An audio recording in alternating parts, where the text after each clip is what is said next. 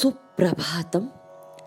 ब्रह्मर्षि पवहारी बाबा एक बार अत्यंत एकाग्र होकर प्रभु श्री राम की पूजा कर उन्हें भोग लगा रहे थे। तभी एक श्वान ने उनके हाथ से रोटी छीन ली और वह श्वान दौड़ने लगा। बाबा जी उसके पीछे पीछे दौड़ते हुए गए। प्रभु, मैं घी लेकर आया हूँ, कृपया रोटी पर घी का स्वीकार कीजिए। सूखी रोटी का भक्षण आप कृपया ना कीजिए। आप तो मेरे प्रभु श्री राम के दूत हो ना। अद्वैत बाबा जी के गाजीपुर आश्रम की विशेषता थी। विशैला मणिधर नाग और नेवला उनके साथ सुखतापूर्वक वास्तव्य करते थे। मणिधर नाग के कारण सुरंग में रात्रि के समय भी प्रकाश बना रहता था। एक बार जहरीले नाग ने उन्हें दंश किया। किंचित भी विचलित न होते हुए नागराज जी को प्रणाम करते हुए उन्होंने कहा, हे नागराज, आपको तो श्री राम प्रभु का अखंड जाप करने वाले शंभु महादेव ने गले में धारण किया है। शायद महादेव ने ही आपको मेरे पास भेजा है। हे शिवदूत, मेरा प्रणाम आप स्वीकार कीजिए। सभी भक्तगण चिंतित हो गए, किंतु बाबा जी एकदम शांत और निश्चल ध्यान साधना में मग्न। करीब 5 घंटे बीत गए। पश्चात वे विषमुक्त होकर गंगा स्नान हेतु बाहर आए। मानो कुछ हुआ ही नहीं। उदात्त आचरण एवं श्रेष्ठ धर्मपरायणता उनका स्थायी भाव था। जिस तन्मयता के साथ वे सहज समाधिस्थ होते, उसी लगन से अंतःकरण पूर्वक पीतल के बर्तनों की मजाई कर उन्हें स्वर्ण की तरह चमकाते।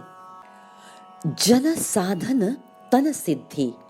बाबा जी कहते थे, साधन को यदि हम लक्ष्य रूप मानकर जीवन में आगे बढ़ते हैं तो उद्दिष्टों की पूर्ति होती है और साधन ही साध्य बन जाता है। परिक्रमा के दौरान परिव्राजक स्वामी विवेकानंद जी भ्रमण करते करते गाजीपुर पहुंचे। बाबा जी के दर्शन की उनके मन में अभिलाषा थी। स्वामी विवेकानंद रामकृष्ण परमहंस जी के शिष्य हैं जानकर बाबा जी अति प्रसन्न हुए। सिद्ध योगी बाबा जी की विनयशील प्रवृत्ति एवं परम कल्याणकारी भाव देखकर स्वामी जी अत्यंत प्रमोदित हुए। 3 महीने स्वामी जी ने गाजीपुर में वास्तव्य किया। स्वामी विवेकानंद जी ने बाबा जी से प्रश्न पूछा, बाबा जी, आप तो स्वयं ब्रह्मर्षि हो, सिद्ध योगी होने के बावजूद आप नवागंतुक साधक के लिए बताई गई बातें, रघुनाथ पूजा, होम इत्यादि क्यों करते हो?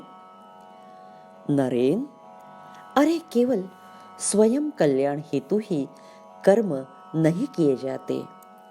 एक के कर्म से दूसरों का भी लाभ होता है। महातपस्वी बाबा जी से घनिष्ठ मैत्री होने के पश्चात स्वामी जी ने उन्हें विनती की, बाबा जी, आप हमें योगाभ्यास सिखाइएगा। पीठ दर्द के कारण मैं बहुत परेशान हूँ। दर्द के कारण ध्यान साधना में व्यत्यय निर्माण होता है। आप मुझे उचित मार्गदर्शन करो। बाबा जी ने हंसकर कहा, नरेन, आप पहले आपके गुरु श्री ठाकुर जी की अनुमति प्राप्त कर लो, तत्पश्चात मैं तुम्हें योगाभ्यास अवश्य सिखाऊंगा। रात के समय बड़े उत्साह के साथ स्वामी जी बाबा जी की सुरंग की ओर जाने के लिए निकले। उनके मन में विचार आया, ठाकुर जी या बाबा जी, यह द्वंद्व उनके मन में उदय होने लगा। वे हतोत्साहित हो गए, उनका उत्साह निरस्त हुआ। वे भूमिस्थ होकर बैठ गए। परमहंस की असीम कृपा, उनका स्नेहपूर्वक व्यवहार इत्यादि बातों का स्वामी जी को स्मरण होने लगा। नरेन, समय आने पर तो मैं हाथ में झोली लेकर भी तुम्हारे लिए भीख मांगूंगा। यह वाक्य उनके कानों में गूंजने लगा। अचानक संपूर्ण कक्ष में दिव्य तेज प्रकाशित हो उठा। सजल नेत्रों से स्वामी जी ने देखा, दक्षिणेश्वर के देव मानव गुरुदेव ठाकुर उनके समक्ष प्रत्यक्ष खड़े थे। ठाकुर जी के नेत्रों में उन्होंने स्नेह, करुणा, व्यथा का अनुभव किया। उनके कंठ से एक भी शब्द नहीं निकला। वे स्तंभित होकर बैठे ही रहे। आज का ठाकुर जी का दर्शन शायद अपने मन का खेल हो सकता है। पीठ दर्द तो लक्षणीय पीड़ा दे रही थी। कल बाबा जी के पास जरूर जाऊंगा, ऐसा स्वामी जी ने सोचा। दूसरे दिन भी ठाकुर जी उनके सामने आविर्भूत हुए। वही ज्योतिर्मय मूर्ति ऐसे 1-2 दिन नहीं, लगातार 21 दिन तक ठाकुर जी स्वामी जी के सामने साकार होते रहे। अंत में स्वामी जी ने कहा, ठाकुर, आप ही मेरे एकमेव आराध्य हो। नरेन के देह पर केवल आपका ही अधिकार है। मेरे अपराधों के लिए क्षमा करना। यदि योग मार्ग में स्वामी जी दीक्षित होते तो शायद शिकागो के सर्वधर्म महासभा तक पहुंचते ही नहीं। इसीलिए ठाकुर जी ने उनकी रक्षा की।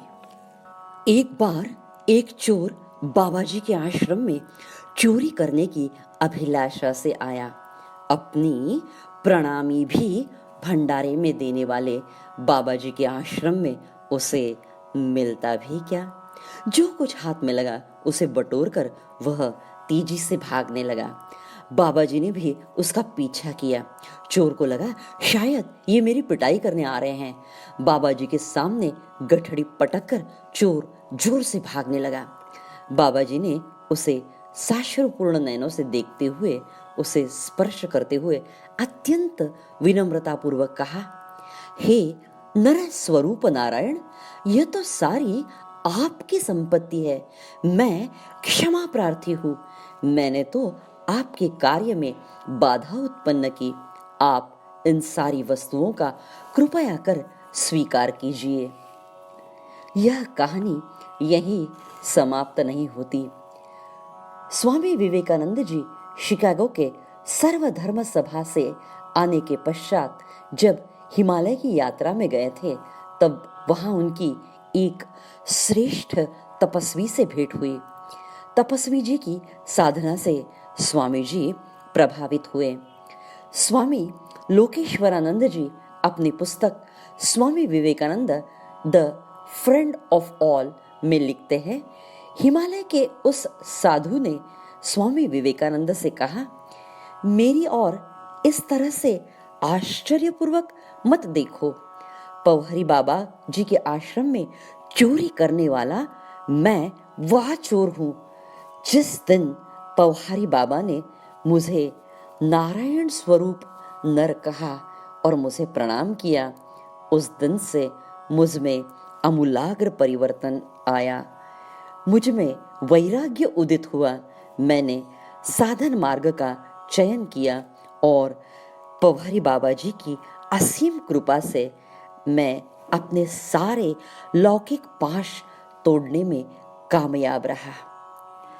आचार्य शंकर की मेधा, चैतन्य महाप्रभु की भक्ति, अवधूत जी का योग आत्मसात करने वाले श्रेष्ठ सिद्ध योगी ब्रह्मर्षि पवहरी बाबा जी को कोटि कोटि प्रणाम।